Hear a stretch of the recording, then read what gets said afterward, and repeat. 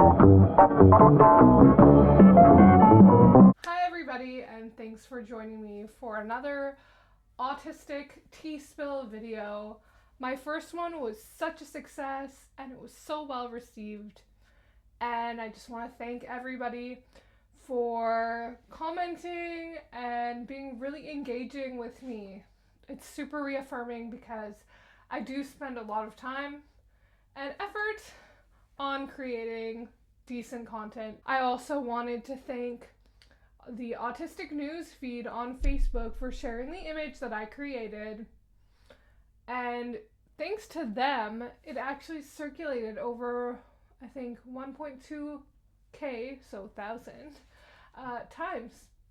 So super reaffirming, because I made that video out of a really negative experience with somebody who was not treating me with the utmost respect, and just to know that something that made me really angry was able to be turned into a positive thing that was sparking a lot of discussion. I have to say I'm super grateful for that. So I've actually made some notes here about the kind of things that I want to cover in this video. Hope that you're able to subscribe. So just want to put that out there. Anyway, so a couple of things I want to get into is, the first thing is in regards to my last video.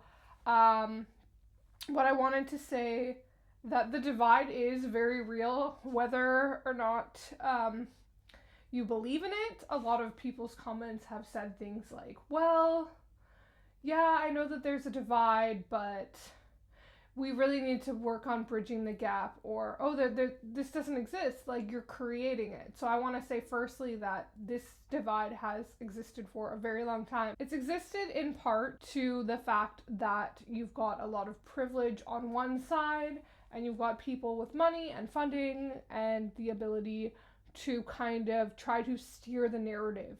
And when you're smaller and you're more self-run and you do not have these billionaires or millionaires and all this money behind you, of course it's going to be a lot harder to get your voice out there. So when we have these grassroots efforts where people are being kind enough to share content that they find relatable and viable, that's when we can start to kind of steer the narrative away from the blue side. So I just was pointing out what was the obvious. I was pointing out something that I had known for a while existed, and I wanted to be like, hey guys, look, this exists. I just wanted to kind of bring that narrative, and so I'm super glad at the reception. So yeah, the support has definitely outweighed any negative criticism that there could have been. I think there was only 2 angry faces last I checked, so that's super positive. So in this video, I want to cover 2 topics. So we might as well just get right into the first one. So a while back, I had brought to the attention that the American autistic lawyer, Haley Moss. Now, I want to start this off with a disclaimer that these are my views. If you want to attack me, that's fine. But again, they're just things that I'm expressing. And I don't want you to think that this is reflective of the autistic community as a whole. There's definitely going to be people that agree with me. There's going to be people that disagree with me. And I'm just representing one voice, which is my own. I had brought to the attention to other autistic advocates and self-advocates that I was really disgruntled by the fact that she has a puzzle piece on her Instagram. I was kind of taken aback. When you have that kind of exposure that she's had massive media exposure. Like, you look her up, she's been covered by so many different sources, and it's kind of amazing the reach that she's had. Some people would say that maybe the articles border on inspiration porn, but again, she doesn't necessarily have the control of that narrative. It's going to be the author or the interviewer who is gonna ask those questions and get those certain responses. So again, my criticism is not to attack her, it's just to provide, again, a different point of view of maybe how things could have been done a little bit differently. So yeah, so on her Instagram, she's got puzzle pieces and I think that the category is autism. And it's one puzzle piece. I believe it's white on a purple background, if I can remember correctly. And I was just kind of like disappointed. I thought it was really saddening, and I think that could have been an instance where a beautiful rainbow neurodiversity symbol could have taken that spot, just because that is more favored as a whole, and the puzzle piece really does have a lot of negative connotations. That could be her personal prerogative, but when you have that kind of, audience that she has, it just would be nice to kind of help the rest of us out by just doing it a little bit differently. On that regard, I was really, really, really disappointed in her choice to be interviewed by Autism Speaks. I did listen to the interview. There was one point where the interviewer asked something about with autism and how do you. It was just very uncomfortable. I can't even remember the specific question. If you have listened to it, maybe you can fill me in. I just don't want to listen to that interview again. She did make some really good points, and I personally didn't learn anything new by listening to it, but then again, I've been exposed to a lot more than somebody that may have not been exposed to these kind of podcasts. What could have been a really amazing opportunity just wasn't. I know that she was saying she's doing this again, to help steer the narrative and kind of break down stigmas and give her own point of view and her own story. What my take on that was, I firmly believe that if she wanted to be interviewed on a podcast instead of Autism Speaks, because again, they're cross promoting each other. Autism Speaks is promoting Haley, and Haley is promoting Autism Speaks. Whether she likes that or not, that's what she's doing. She could have sought out a smaller YouTuber. I was recently interviewed by the Aut-Ish Podcast by Aut-Ish, I'm sorry if I'm saying your name wrong, but it was an amazing experience, and those podcasts are great. I'm going to link that below. Amazing interviewer, super engaging, and again, I have a podcast as well, which is called Autistic Speaking. No affiliation with Autism Speaks, obviously, but I have that too. And, there's other autistic podcasters out there who would have been overjoyed to have the opportunity to speak with her instead of Autism Speaks. Maybe she's done interviews with other smaller autistic podcasters, but this case, there could have been a different decision made. And again, if she did work with a smaller autistic podcast person, she could have helped grow their reach. She could have helped promote them. She could have helped their platform grow because of her audience. So it just seems like a really missed opportunity. And I just was kind of hoping for different judgment. And again, I'm just giving this as my point of view. I just think things could have been done differently. It's just really disappointing when you have such a reach and you choose Autism Speaks. Like, honestly, it's just a little bit painful. So the second subject and the last subject that I wanted to talk about was Central City Brewing. So I am in beautiful British Columbia, Canada, and there is a brewery located in Surrey, British Columbia, which is a suburb of Vancouver, if maybe you're more familiar with that. And they have a autism fundraiser.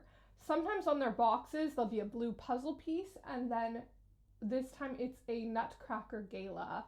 It is $300 a ticket, and I think there might be more expensive tickets depending on what tier you want to be at. They're 85% sold out. So I know that I believe that the CEO or founder has an autistic child, and this is why they're involved. However, when you look at the boxes or you look at the description on their website, they do not choose to disclose who they are donating their money to. I also wanted to mention that there is a lot of text coming at you, so if it's going too fast, just pause it, and you'll probably want to make it full screen just so that you can actually read all of this.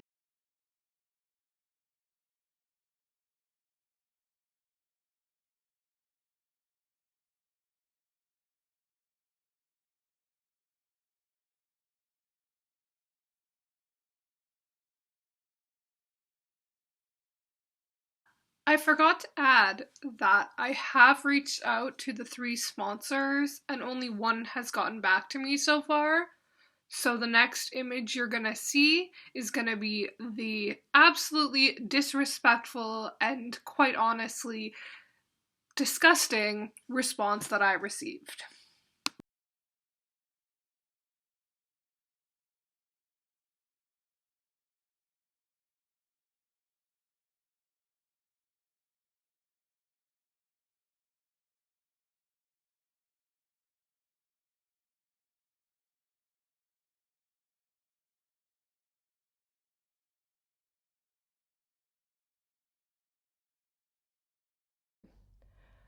I had a couple of friends. Well, I didn't have them. They chose to leave reviews on the Facebook page. And one of the responses said that they give their money to SFU, which is Simon Fraser University, a very prominent, well regarded university here, and that it's for research for the causes of autism.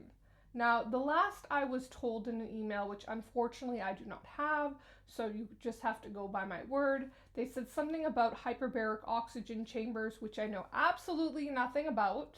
I'm not going to pretend I do, but they said that's where the money was partially going.